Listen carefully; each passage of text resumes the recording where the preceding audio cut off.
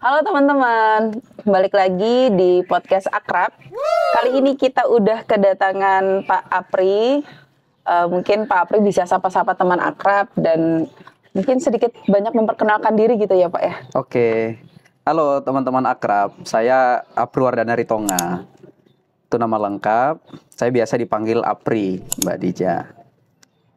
Saya asalnya dari Medan, Sumatera Utara, cuma sejak 2014 itu memang sudah senang merantau saya, Mbak.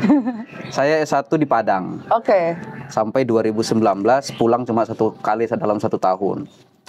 2019 sudah pindah lagi ke Malang. Sampai 2022 selesai dari Malang, kemudian pindah ke Bandung. Sampai KTP sekarang udah KTP Bandung. Udah langsung dicap warga Bandung ya. Kerja di Subang saya. Bandung ke Subang itu bukannya tambah jauh ya? 1,5-2 jam lah. Oke. Dari Bandung ke Subang. 2023 kemarin dapat kesempatan beasiswa LPDP S3 di UIN Malang. Jadi dari Bandung balik lagi ke Malang. Balik lagi ke Malang. Karena kuliah S3 di UIN Malang itu 1 tahun sampai 2024. Dapat rezeki lagi, Mbak. Saya semester 1 S3, istri dapat rezeki beasiswa LPDP S3 di UNY. Saya selesai teori 2024, pindah lagi ke Jogja. Sampai sekarang domisilinya di Jogja. Domisili Jogja. Iya. Tapi mengajar tetap di Bandung? Mengajar tetap di Subang. Oh, di Subang. Iya. Mengajar Online tetap di Subang. Kalau sekarang karena beasiswa jadi statusnya tugas belajar. Oke, oh iya, tugas belajar. Nanti kalau udah selesai kuliah kembali lagi ke Subang. Kembali lagi ke Subang gitu. Sambil menunggu istri selesai dulu ya berarti ya di UNY. Betul. Kalau S3 itu 1 tahun ya? Kalau di UIN Malang kebijakannya teori 1 tahun, Mbak. Oke. Tapi akan berbeda di kampus yang lain. Misalnya di kampus istri di UNY itu dia udah selesai semester 2 sekarang, nanti semester 3 itu masih ada pertemuan, tapi jumlah SKS-nya semakin sedikit. Itu misalnya kalau semester 1 2 itu sampai 22, 23 SKS, nanti semester 3 itu cuma 10, 11 SKS gitu. Jadi tergantung kebijakan kampus ya. Iya.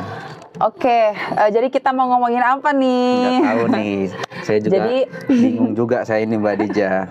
Pak Apri itu baru-baru ini upload ya review buku dan tembus ke Scopus. Nah sebenarnya yang di review itu adalah Language Policy as Practice ya. Kenapa sih nge-review buku ini, Pak? Maksudnya dari sekian banyaknya buku ya? Iya, iya benar. Ini pertanyaan menarik. Kenapa harus buku ini? Gitu ya, Mbak Dija ya. Yang pertama memang alasan pragmatis dulu nih. Oke. Karena buku ini relate dengan topik disertasi saya. Itu yang pertama. Saya membahas tentang kebijakan bahasa. Fokusnya bahasa Arab. Pendidikan bahasa S3E. S3-nya pendidikan atau S3 sastra? pendidikan bahasa Arab. S3 pendidikan bahasa Arab. Cuma topik disertasi saya itu mengangkat tentang kebijakan bahasa. Dalam bahasa Arab disebut as-siyasah al-lughawiyah. Sebenarnya masih lanjut as-siyasah al-lughawiyah wa takhtid al-lughawi. Language policy ini nggak bisa dipisahkan dengan language planning. Language policy ini kan peraturannya ya? Ya. Kalau language planning ini apanya? Ya, itu bagian dari bagaimana kebijakan itu direncanakan.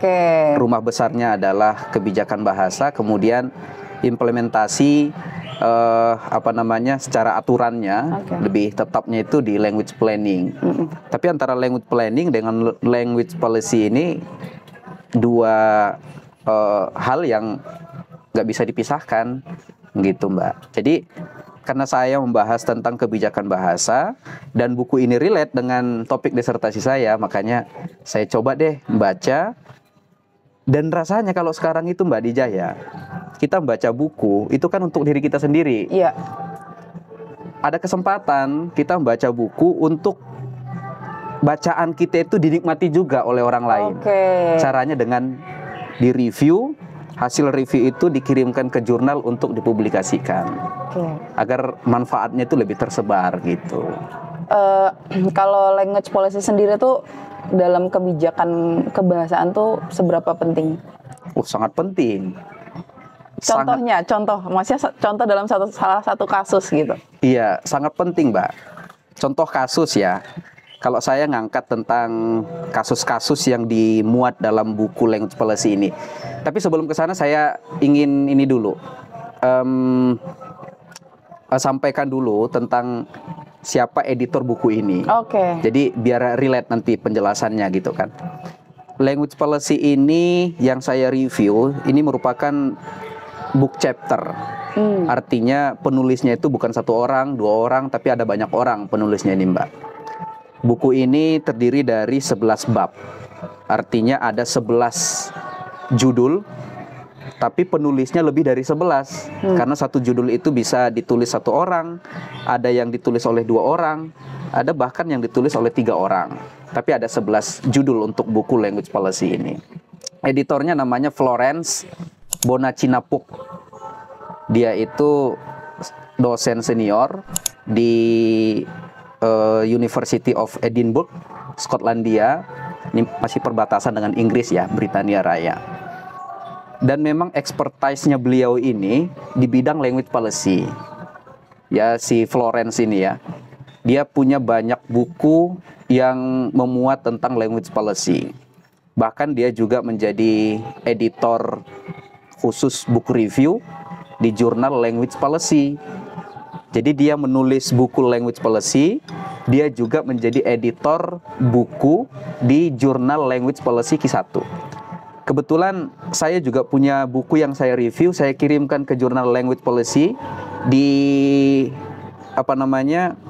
ditindaklanjuti oleh Florence ini gitu. Nah, di sisi yang lain, saya mereview buku beliau, saya kirim ke jurnal yang lain. Gitu. Nah, jadi kalau saya lihat memang buku ini sangat menarik. Di buku ini menggunakan metodenya dominan etnografi. Ya, dominan etnografi. Tempatnya itu di beberapa negara, Mbak. Termasuk Skotlandia, ada sebagai studi kasusnya.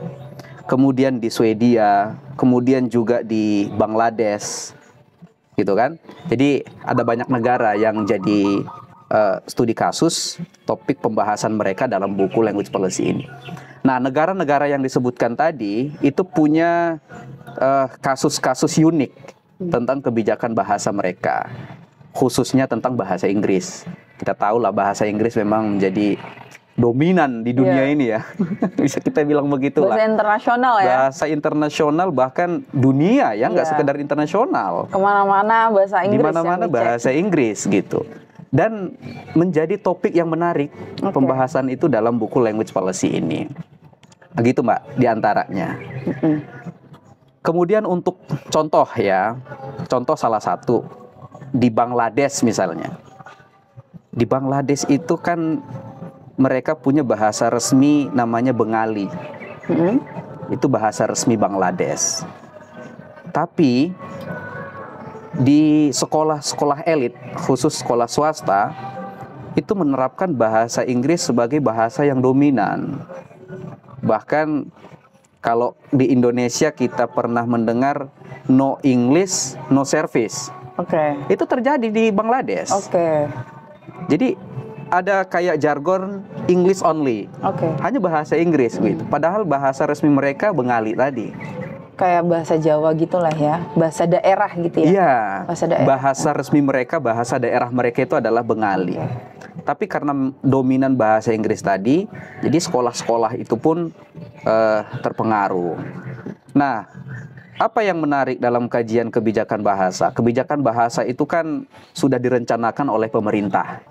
Tapi ternyata praktiknya di lapangan itu nggak serta-merta sesuai seperti dokumen-dokumen kebijakan itu, Mbak. Secara kebijakan nasional, bahasa Bengali itu menjadi bahasa resmi gitu kan. Tapi di masyarakat nggak juga. Mereka menggunakan bahasa Inggris. Nah, uniknya karena buku ini mengangkat studi kasusnya itu di perguruan tinggi atau sekolah formal, termasuk juga rumah tangga. Baru yang terakhir itu masyarakat imigran. Nah, untuk studi kasus misalnya sekolah-sekolah formal, ya, mereka yang di Bangladesh ini menjelaskan itu nggak serta-merta dalam bahasa Bengali, tapi juga dicampur dengan bahasa Inggris. Kalau gurunya menjelaskan misalnya dengan bahasa Inggris, biar lebih mudah memahaminya dicampur dengan bahasa Bengali. Sebenarnya sama dengan kita di Indonesia ini, Mbak. Di Indonesia kan kalau anggapannya ya kalau daerah Jakartaan itu kan bahasa-bahasa korporat dengan Jakarta Selatanan itu kan udah kebanyakan bahasa Inggris ya. Iya. Dan dicampur-campur kayak gitu. Nah, iya, bahasa campuran itu kan kalau istilah sekarang kita kenal dengan translanguaging. Oke. Jadi mencampur bahasa itu. Nggak hanya satu bahasa Indonesia dicampur dengan bahasa Inggris. Gitu kan? Itu translanguaging namanya, Mbak. Nah, kalau language policy ini berarti dia lebih kepada implementasi di masyarakatnya ya. Iya. Jadi kayak bagaimana masyarakat menggunakannya gitu. Emang bener kayak gini apa enggak kayak gitu ya. Nah, menariknya buku ini yang jadi kata kunci utama kalau dari judul itu saya lihat, Mbak, itu kan judulnya Language Policy as Practice, kemudian the empirical turn in language policy research, gitu ya. Justru yang kata kunci menarik menurut saya adalah empirical turn-nya itu. Nah, si Florence dan teman-teman yang menulis buku itu mencoba menggeser, terjadi pergeseran sebenarnya ini dalam kajian kebijakan bahasa dari yang struktur makro. Kebijakan bahasa itu disusun oleh pemerintah kepada bagaimana implementasinya di lapangan. Nah, itu terjadi pergeseran. Ya, pemerintah mengatakan bahasa resminya harus seperti ini, ternyata di lapangan nggak juga. Pengaruhnya banyak. Ada pengaruh sosiokultur juga ya. Itu termasuk yang disampaikan. Jadi empirical turn itu pergeseran dari makro struktural kepada hal-hal yang sifatnya praktis. Masyarakat loh yang menggunakan bahasa ini dalam kehidupan mereka sehari-hari, nah gitu kira-kira. Di sini kan saya ada baca kayak pendekatan top down ya. Iya. Itu maksudnya gimana? Pendekatan top down dan pendekatan praktik maksudnya? Iya. Yang top down itu makro struktural tadi. Oh, makro struktural. Ya. Yang dari kecil gitu ya? Enggak. Dari atas? Itu dari atas, Mbak. Yang dirumuskan oleh pemerintah. Jadi pemerintah dulu, baru sampai ke masyarakat. Sampai ke masyarakat. Realitasnya kayak gimana? Kayak gitu. Kalau pemerintah misalnya mereka membuat undang-undang. Kita tarik deh dalam konteks bahasa Indonesia. Biar lebih mudah gitu ya.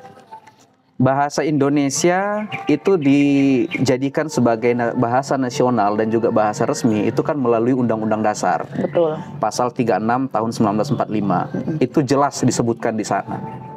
Kemudian diturunkan, diterjemahkan secara eksplisit lagi penjelasan itu dalam Undang-Undang itu pasal 25 tahun 2009.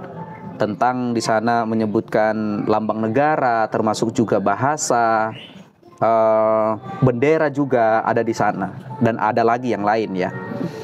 Dan di sana disebutkan bahwa bahasa Indonesia itu menjadi bahasa resmi, gitu. Siapa yang buat? Pemerintah. Kerjasama dengan DPR dan seterusnya. Terus untuk jalankan siapa? Untuk dijalankan seluruh anak bangsa. Baik pemerintah, ya termasuk juga masyarakat. Nah, ini top down. Dari pemerintah membuat kebijakan itu, kita harus pakai bahasa Indonesia nih. Gitu kan? Dan sampai ke masyarakat juga harus menggunakan bahasa Indonesia. Nggak ada bahasa Inggris, harusnya kan begitu tuh. Iya, betul. Tapi realitasnya bahasa Inggris, bahasa daerah juga ya. Ya, dalam undang-undang itu memang diatur bahasa Indonesia sebagai bahasa resmi, termasuk juga bahasa daerah. Kita kan sekarang punya 718 bahasa daerah. Hampir terbanyak itu di dunia kan, banyak sekali. Tapi memang beberapa sudah mulai punah. Ada mungkin 11 itu tahun 2019 ya, udah ada 11 yang punah, udah ada yang hampir punah. Ada yang statusnya kritis studium berapa gitu. Itu udah ada ini ya, kayak kalau di kalau di rumah sakit itu udah ada denyut-denyutnya. Iya, jadi udah ada rambu-rambunya. Udah rambu-rambunya. Ini gitu. Bahasa daerah bentar lagi akan punah nih. Kepunahan itu dihitung, dilihat dari ini penuturnya semakin sedikit. Gitu. Jadi bahasa daerah pun harus dilestarikan sebenarnya. Betul. Jadi kita harus bangga menggunakan bahasa daerah kita, karena itu dilindungi secara undang-undang. Gitu, Mbak. Jadi top down itu peraturan dibuat oleh pemerintah, kemudian diimplementasikan pada masyarakat. Nah, language policy as practice ini nggak semudah itu ternyata, kata mereka. Pemerintah bisa membuat peraturan, tapi bagaimana implementasi di lapangan nggak serta-merta mengikuti peraturan itu. Nah, makanya ada yang kedua, nggak bisa sekedar top down, tapi harus bottom up. Oke. Nah, harus bottom up, harus dari bawah melihat ke atas. Nah, jadi pemerintah itu nggak sekedar wah peraturannya harus seperti ini. Mereka juga harus melihat bagaimana realitas di lapangan. Top down sama bottom up ini apa namanya metodologi atau yang disampaikan di dalam buku ini ya? Itu yang disampaikan dalam buku ini dan itu menjadi kalau saya lihat itu temuan mereka. Oke. Itu jadi temuan mereka. Dalam buku ini tuh anggapannya evaluasinya adalah ya harus dilihat dari bawah ke atas juga kayak gitu. Gitu. Jadi karena buku ini ada 11 judul ya, kan, dan juga itu apa namanya book chapter, dan ke-11-nya itu merupakan penelitian empirik, penelitian lapangan. Jadi penelitian lapangan ini kan identik dengan temuan-temuan penelitian, kemudian apa gapnya, apa novelty-nya yang ditemukan di sana. Jadi muncullah istilah-istilah top down, kemudian bottom up dalam topik-topik mereka itu. Dan itu semakin memperindah proses diskusi buku language policy ini. Dengan adanya bahasa, maksudnya istilah itu ya? Iya. Jadi kita juga bisa memahami sebenarnya top ini yang diibaratkan di sini adalah pemerintah kayak gitu. Iya. Kan ya tahulah ya yang paling megang kuasa kan. Iya, mereka yang megang kuasa, Mbak. Kemudian selama ini kan kalau kita mendengar istilah kebijakan bahasa, perencanaan bahasa juga, maka yang tergambar dalam pikiran kita adalah peraturan normatif. Ini loh ada undang-undangnya. Ini loh ada peraturannya. Nah, harus ikut pada undang-undang itu gitu. Tapi nggak lagi, oleh Florence dan penulis yang lainnya itu menyebut lebih kepada praktis masyarakat sebagai pengguna bahasa itu yang perlu mendapat perhatian secara serius. Apalagi di masyarakat multibahasa. Indonesia multibahasa banget nih. Gitu banget. Kan? Belum lagi bahasa FYP. Iya. Bahasa TikTok. Iya. Itu bahasa baru ya, maksudnya kayak bahasa-bahasa anak-anak baru yang emang saya aja yang gini nggak ngerti gitu kadang. Iya. Nah, itu harus diperhatikan. Benar. Gitu, Mbak. Gitu. Jadi ya semakin kita baca buku-buku yang berkaitan dengan bahasa, semakin kita tahu bahwa wow, bahasa itu berkembang ya. Kita harus melihat dari berbagai sudut nih agar kita lebih paham kalau bahasanya seperti ini itu interpretasinya seperti apa? Kalau untuk dalam buku ini ya, maksudnya pengambilan kebijakan untuk guru, untuk komunitas atau masyarakat lah, itu kayak gimana? Ya, memang buku ini menjadikan studi kasus seperti sekolah formal, perguruan tinggi, rumah tangga, gitu kan? Memang nggak dijelaskan secara eksplisit bagaimana pemerintah kemudian membuat aturan yang baku terhadap penggunaan bahasa. Tapi oleh penulis, ya Florence dan lain-lain itu menganalisis, Mbak. Ya, misalnya salah satu kasusnya juga di Prancis ya. Prancis itu kan bahasa resminya adalah bahasa Prancis, iya kan? Tapi ketika mereka menjelaskan, misalnya guru nih di perguruan tinggi, di sekolah menjelaskan materi, bertanya dalam bahasa Prancis, kemudian siswa menjawab dalam bahasa Inggris, itu guru meminta ulangi dalam bahasa Prancis, jangan dalam bahasa Inggris, gitu. Artinya intervensi kebijakan bahasa itu diterapkan sampai ke sekolah. Jangan bahasa Inggris itu justru menjadi dominan di bahasa Prancis, kira-kira gitu. Guru bertanya pakai bahasa Prancis, siswa juga harus jawab pakai bahasa Prancis.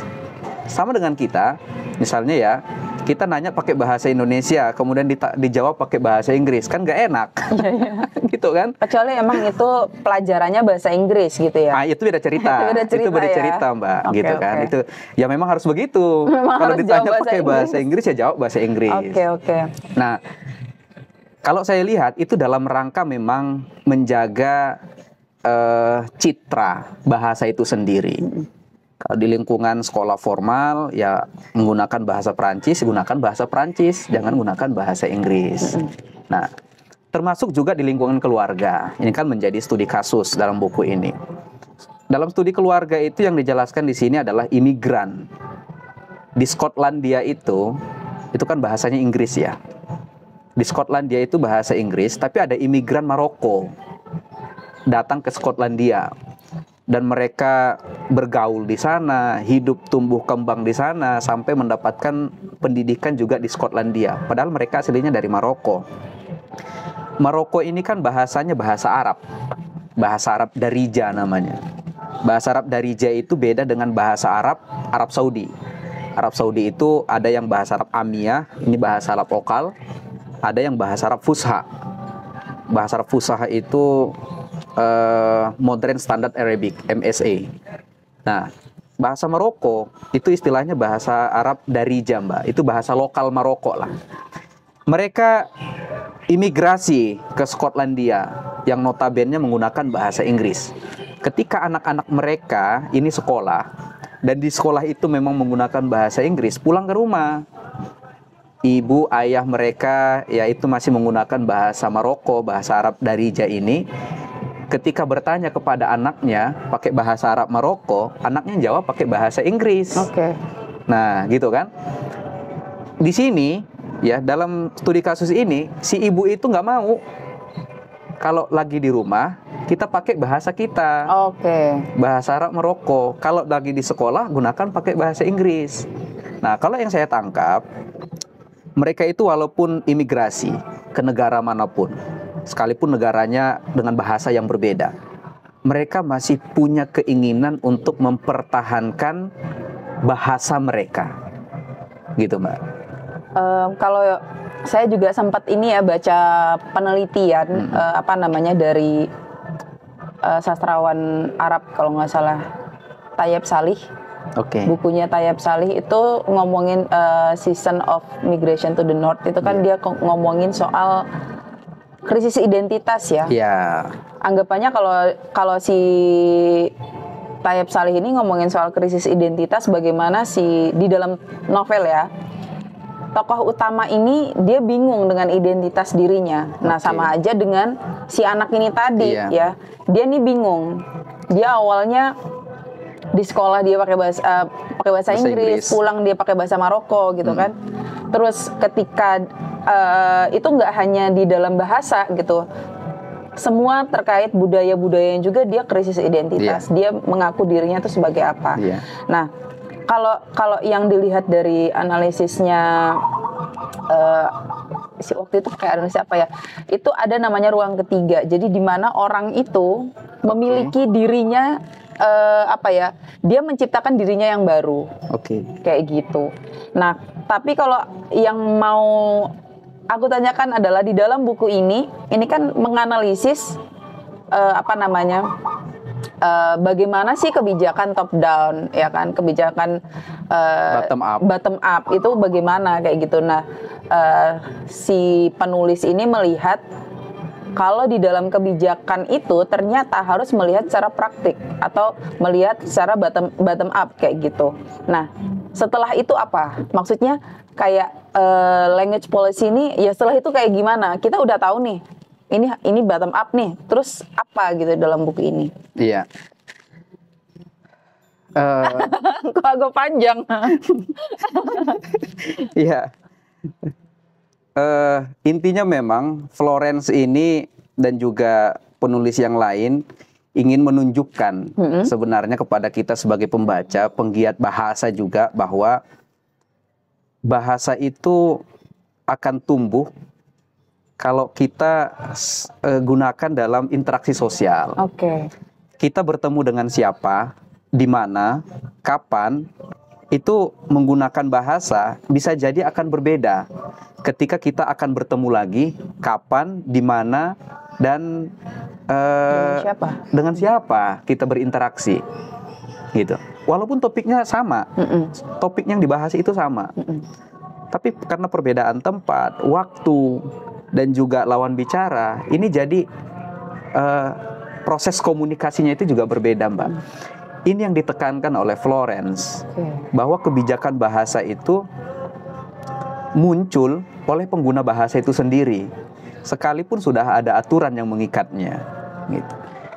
Misalnya dari imigran Maroko, walaupun mereka ingin menjaga, merawat bahasa mereka ya di negara yang berbeda, tapi di sisi lain mereka kan harus beradaptasi dengan lingkungan sekitar. Adaptasi itu kan ya sosial mereka, termasuk juga bahasa mereka. Mereka harus mempelajari bahasa di mana mereka tinggal.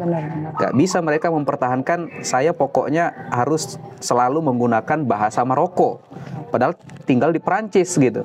Terus interaksinya gimana? Butuh apa-apa terus gimana gitu kan? Bahasa isyarat terus gitu kan. Nah, itu. Jadi mereka satu sisi ingin mempertahankan identitas bahasa mereka, di sisi yang lain harus beradaptasi dengan bahasa lokal. Pertempuran ini yang akan terjadi. Mana yang akan lebih kuat pengaruhnya? Anggapannya krisis identitasnya nih mana yang lebih kuat gitu itu dipertanyakan, Mbak, dipertaruhkan. Betul. Saya akan kuat dengan identitas saya sebagai bangsa Maroko dengan berbahasa Darija, atau karena bertahun-tahun saya tumbuh kembang di Perancis, justru saya akan menggunakan bahasa Perancis. Anggapannya didominasi oleh bahasa Perancis kayak gitu. Gak usah jauh-jauh deh, kita di Indonesia. Gak usah jauh-jauh deh saya kira gitu. Gak usah jauh-jauh deh saya. Medan ya kan, datang ke Malang. Iya, nah itu kan dekat ya, dekat kan. Saya orang Medan yang dikenal bahasanya itu keras, padahal orang Medan itu lembut-lembut loh. Aduh, nantinya lembut gitu kan. Datang ke Jawa yang dominannya itu bahasanya lembut gitu. Kalau Jawa Timur kayaknya nggak terlalu lembut ya. Di Jawa yang lain lah gitu ya. Jawa yang lain ya. Di Jawa lembut sih, gitu ya. Kan bergejolak ini, Mbak. Nggak mungkin saya akan mempertahankan gimana kerasnya bahasa Medan. Bahasanya aja sih yang keras, kalau artinya lembut ya. Sedangkan saya tinggal di lingkungan yang bahasanya itu sopan santun. Apalagi saya di Jogja sekarang ini. Bahasanya itu sopan santun. Ini apa bahasanya? Kita kalau di high context dan low context ya. Itu kalau di ilmu kebahasaan atau di ilmu komunikasi aku lupa. Jadi emang kalau orang luar Jawa itu kita high context kalau nggak salah ya. Correct me if I'm wrong gitu kan.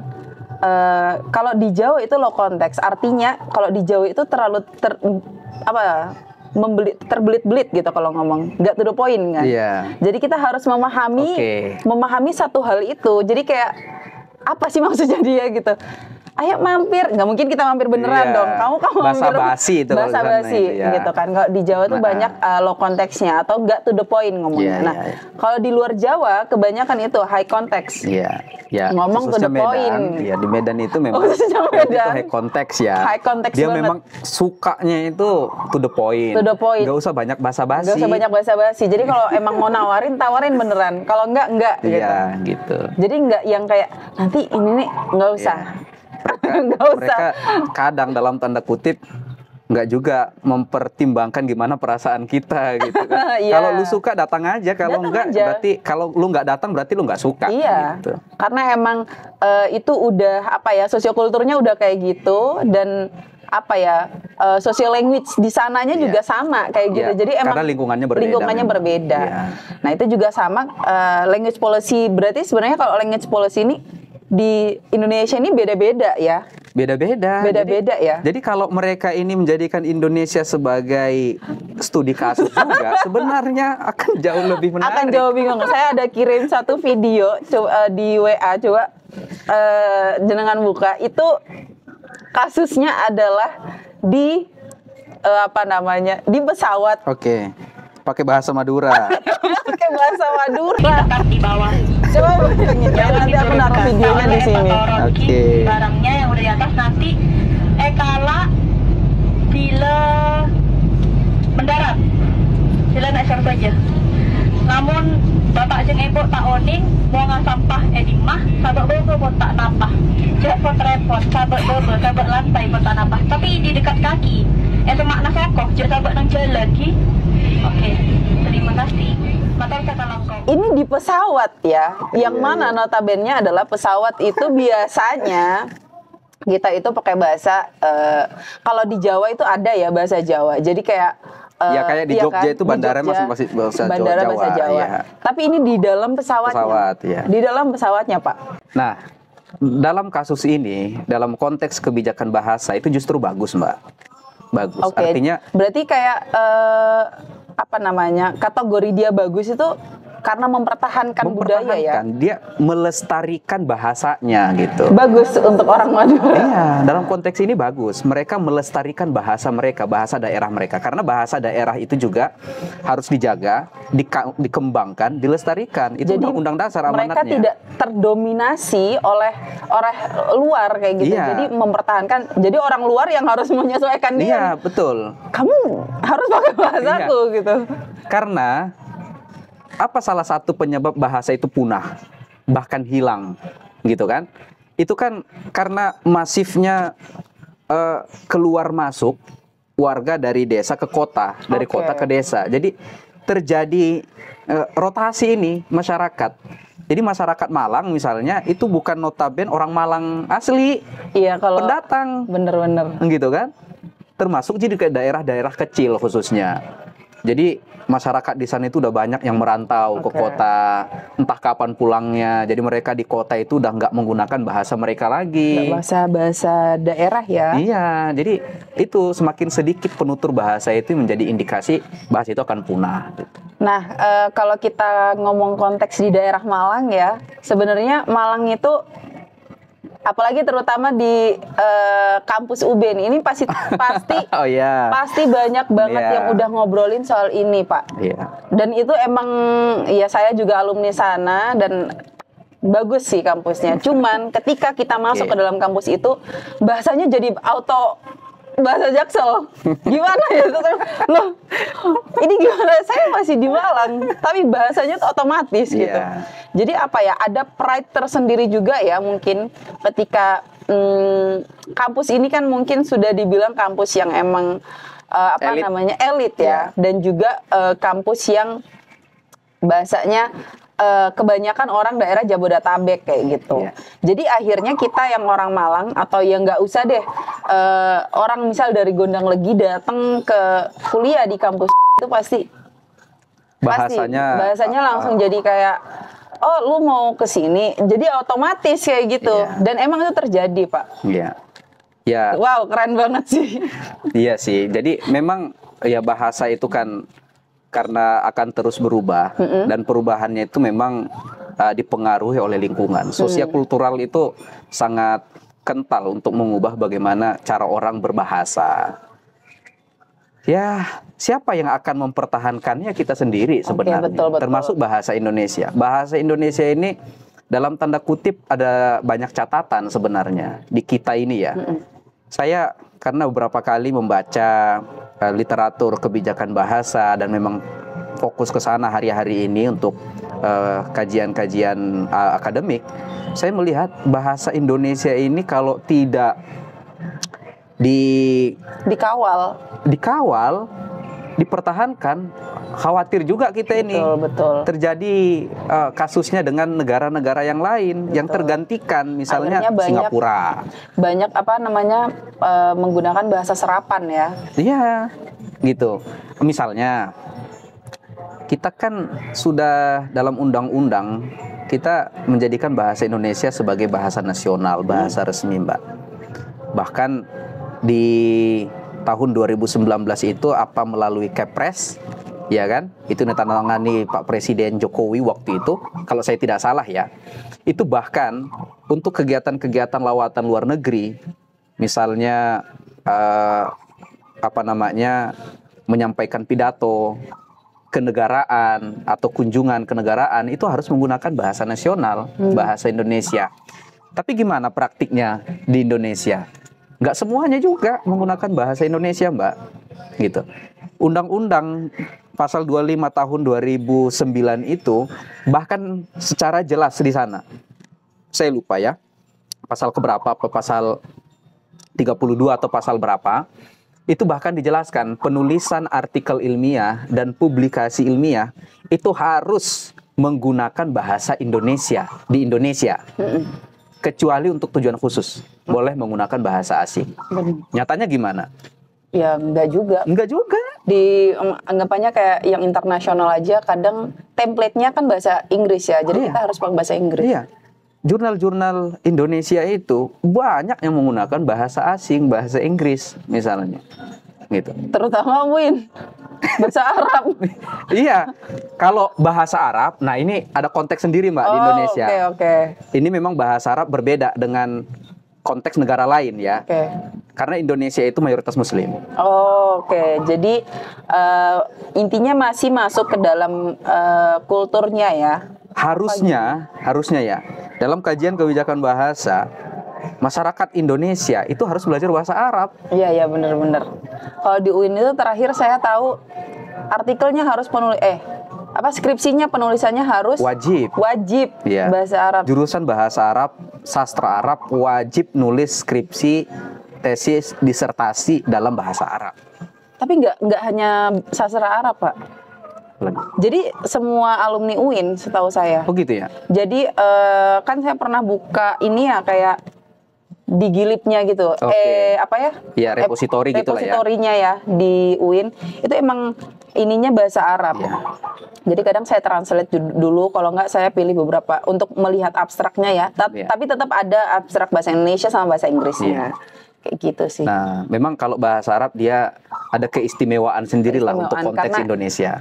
Universitas Negeri Islam. Iya. Gitu nggak sih? Kita Muslim mayoritas ya. Walaupun sekarang nomor 2 kan di dunia setelah Pakistan ya. Itu tergeser beberapa waktu lalu. Tapi kita masih dominan. Di Indonesia dengan masyarakat Muslim mayoritas dan kita menggunakan bahasa Arab itu setidaknya 5 kali sehari semalam, Mbak. Dalam sholat kan bahasa Arab. Saya baru mau ngomong ya sholat. Iya, sholat bahasa Arab. Kitab suci kita loh ditulis dalam bahasa Arab gitu. Lah kalau kita nggak belajar bahasa Arab, nggak tahu artinya. Kalau arti barangkali Mbak, arti bisa kita baca lah, banyak terjemahan. Iya. Apakah arti itu menunjukkan kepada makna? Belum tentu. Arti beda dengan makna. Gitu kan? Benar. Karena saya ini kan fokusnya kebijakan bahasa tapi konteksnya bahasa Arab. Bahasa Arab ya. Gitu. Jadi ada catatan khusus yang menarik lah untuk bahasa Arab di Indonesia. Beda dengan bahasa Inggris gitu kan. Jadi sebenarnya ini aku coba mengambil kesimpulan ya. Jadi Pak Apri ini mencoba untuk mereview language policy as practice tadi, bagaimana sebenarnya penulis mencoba ya untuk menganalisis bahasa itu bukan hanya top down tapi bottom up juga. Dan juga ini sebenarnya bisa dipakai untuk metode, teori atau gimana Pak? Ya, ini bisa dipakai sebagai pendekatan saja. Pendekatan ya. Jadi emang buku ini bisa digunakan untuk sebagai pendekatan. Misal kita mau menganalisis di satu daerah, apalagi Indonesia ini sangat luas ya.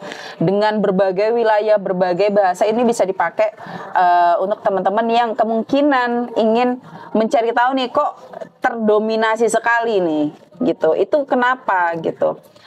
Apa alasannya? Apakah sama atau enggak gitu? Itu nanti bisa dikolaborasikan dengan beberapa teori atau metode yang lain kayak gitu ya. Mungkin mau menganalisis di daerah UB itu kenapa sih gitu kan?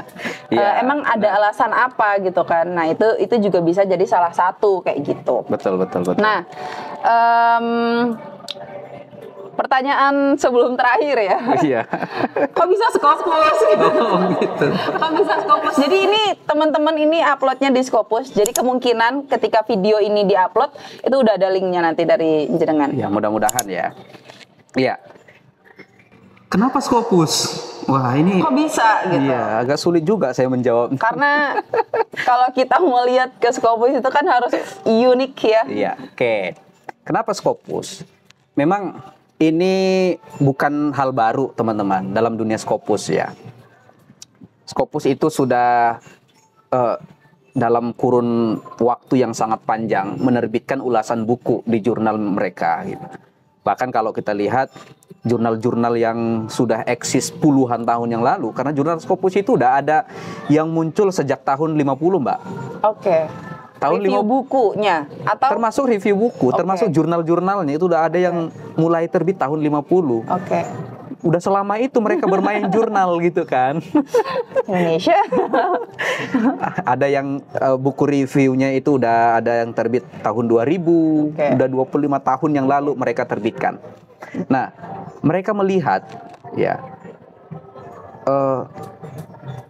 akademik ilmu yang perlu disebarluaskan itu nggak hanya sekedar hasil penelitian empiris atau argumentatif artikel, tapi juga ulasan buku bisa dipublikasikan. Buku yang biasanya ditulis ratusan halaman sampai 200, 300, 400 bahkan lebih jumlah halamannya itu kan tebal sekali. Mereka menyadari itu gitu. Jadi cobalah diringkas buku yang ratusan halaman menjadi hanya 2000 kata. Oke, dengan cara mereview itu. Dengan cara mereview. Dan review ini juga nggak sekedar meringkas. Oke. Tapi memang kita berikan muatan analisis kritis di dalamnya. Kenapa bukunya ini? Kemudian apa sih alasan penulis mengangkat topik ini? Begitu kan? Kemudian kita sebagai reviewer, pengulas, kita harus secara objektif melihat buku ini kelebihannya terletak di mana? Kekurangannya apa? Nggak boleh sekedar mengunggulkan saja, wah ini bukunya bagus. Nggak boleh gitu. Jadi harus objektif. Nah, objektivitas kita sebagai pengulas buku itu sangat diminati oleh editor jurnal Scopus gitu. Sehingga ketika ulasan buku kita kirimkan ke mereka, mereka dengan enak untuk mempertimbangkan ulasan buku kita. Kalau cocok, mereka mau menerima artikel ulasan buku itu. Bahkan ada yang tanpa revisi. Kebetulan buku yang sedang kita diskusikan ini, begitu saya review, saya kirim, itu langsung diterbitkan, Mbak. Tanpa revisi. Nggak ada revisi dari mereka. Karena menurutnya ini sudah mungkin ya, sudah bagus. Itu tanpa sudah revisi. Top tier banget nih. Karena memang ini kan buku yang saya review buku ke-8 ya. Buku ke-8 dari 1 sampai 7. Dari 9. Oh, dari 9. Ya, berarti dari 1 sampai 7 itu anggapannya udah terlatih ya. Jadi pas ke-8 ini hasilnya gitu. Memuaskan. Jadi, kayak gitu. Nah, ini yang saya review. Memang ulasan buku masih masif di jurnal Scopus luar negeri. Scopus dalam negeri itu belum masif, Mbak. Jurnal Scopus dalam negeri itu kurang lebih 300. Kayaknya belum sampai gitu. Dari yang 300 itu kayaknya paling berapa yang menerima ulasan buku? Enggak banyak. Betul. Dan kita juga di kampus perguruan tinggi tidak begitu masif diminta tugas mereview buku. Kalaupun ada, itu hanya sekedar review buku, presentasikan, kumpulkan, udah selesai. Biasanya itu anak-anak sastra yang paling banyak. Kalau penelitian ya, skripsi, tesis, disertasi itu biasanya banyak yang untuk analisis buku lebih tepatnya. Jadi lebih mendalam. Nah, jadi Scopus itu mau menerima artikel ulasan buku, biar dampaknya itu semakin bermanfaat, lebih luas, gitu. Jadi orang baca juga nggak yang harus detail banget, jadi langsung bisa dapat to the point-nya apa nih, gitu kan? Setiap paragraf pembaca itu bisa tahu. Setiap bab buku itu kan biasanya dimuat dalam satu paragraf saja. Gitu. Jadi pembaca bisa langsung tahu, oh paragraf bab ini membahas tentang apa, poin-poinnya apa hal menarik. Kalau mereka ingin verifikasi, benar nggak pembahasan itu dalam bab itu gitu ya. Di ulasan buku itu kan ada halaman. Mereka bisa langsung verifikasi, validasi ke sana. Oh iya, benar. Oh ini lebih mendalam seterusnya. Jadi enak sih. Saya aja ketagihan. Jadi itu adalah bukan alasan ya. Kenapa bisa masuk ke Scopus kayak gitu. Nah, sebenarnya Pak Apri ini juga adalah orang yang selalu menggeluti jurnal. Ya, ada salah satu Instagram ya atau program.